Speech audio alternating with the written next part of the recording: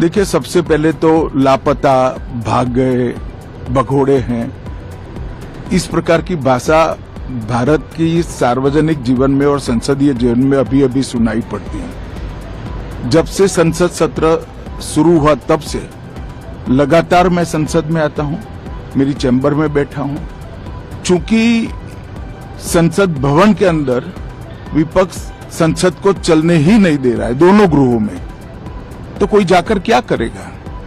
जहां तक चर्चा का सवाल है, सरकार की ओर से किरण रिजिजू जी ने, जो हमारे पार्लियामेंट्री अफेयर्स मिनिस्टर है, उन्होंने बहुत स्पष्ट कर दिया है कि जो नीट आंदोलन के छात्र प्रदर्शन पर सभी प्रकार की चर्चा करने के लिए सरकार तैयार है और चर्चा के लिए समय सुनिश्चित किया जाए और विपक्ष तैयार हो जाए। पहले तो ये यही मांग कर रहे थे, हमने हाँ बोल दिया।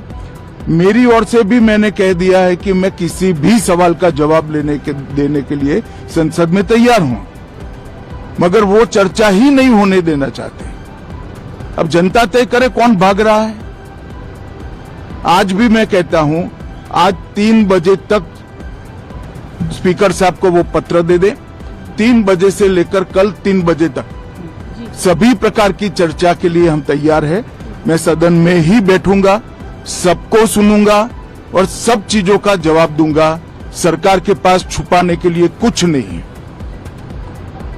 वो भी चर्चा करूंगा कि आपने क्यों चर्चा नहीं चाहिए।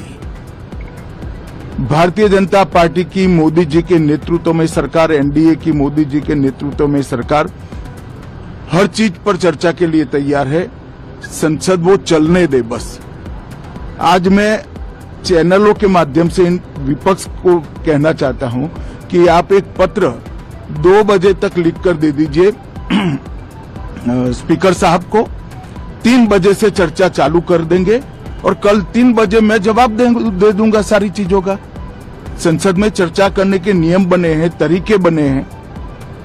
अब मुझे कोई कहता है कि आप एक स्टेटमेंट दे दो, इतने गंभीर मसले पर इस तरह से चर्चा नहीं हो सकती है। शायद आपके पद्धति में होगा, मगर संसदीय पद्धति ये नहीं है। संसद में एट लेंथ चर्चा होती है। आज 3 बजे से देर रात तक, जब तक वो बैठे, और कल दोपहर 3 बजे तक हम तो क्वेश्चन आवर भी सस्पेंड करने के लिए तैयार है, अगर स्पीकर साहब अनुमति देते हैं तो।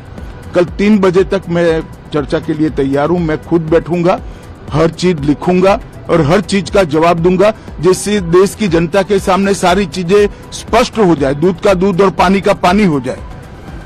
अब विपक्ष ने तय करना है कि उनको चर्चा करनी है या हंगामा करना है।